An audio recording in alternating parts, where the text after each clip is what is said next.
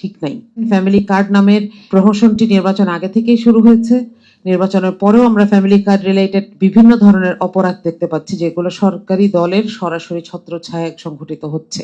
এত বড় উচ্চাকাঙ্ক্ষী উচ্চাভিলাষী ইশতেহার বাস্তবায়ন কিভাবে করে এটা আমরা দেখছি। নির্বাচনের পরে সরকারি দলের জনপ্রতিনিধিরা তারা কেউ এলাকায় ফিরে যান নাই। তারা বিভিন্ন রকম ক্ষমতার অংশ পাওয়ার জন্য চেষ্টা করছেন, তদবির করছেন। কারোর মন খারাপ, কেউ এখনো চেষ্টা চালিয়ে যাচ্ছেন, কিন্তু এলাকায় ফিরে যাচ্ছেন না। কিন্তু অবস্থাটা এরকম যে প্রত্যেকটা এলাকায় নির্বাচনী সহিংসতা হয়েছে এবং নারী এবং শিশুর উপরে হামলা হয়েছে।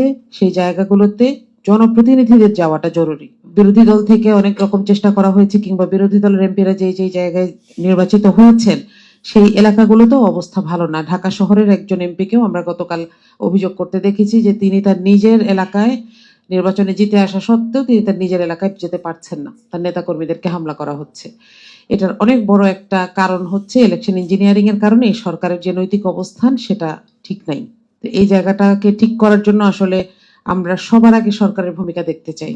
আর শেষ যে কথাটা বলবো সেটা হচ্ছে যে নির্বাচনী ইশতেহার ছিল একটা, আমরা দেখেছি যে একটা দল আরেকটা দলের সাথে প্রতিযোগিতা করে খুব উচ্চাকাঙ্ক্ষী, ইউনিক এবং খুব চকমকে বলবো নির্বাচনী ইশতেহার দিয়েছেন।